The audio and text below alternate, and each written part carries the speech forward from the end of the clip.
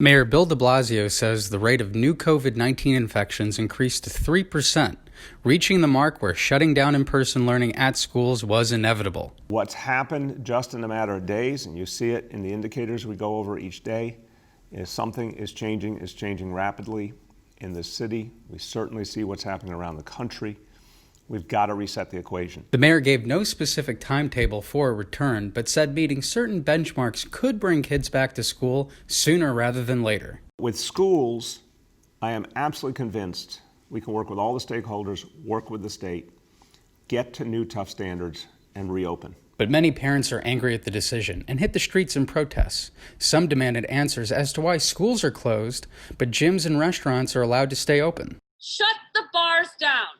Close the restaurants. Close the gyms. Ban indoor dining. But do not close the school. Some parents are also worried about their children's lack of social development.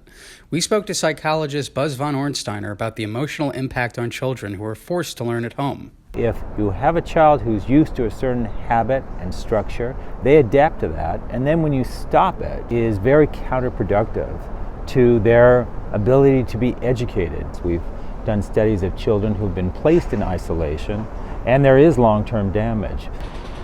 In a recent interview, Mayor de Blasio did say that it was likely that non-essential businesses like gyms and restaurants will close if COVID-19 cases continue to rise.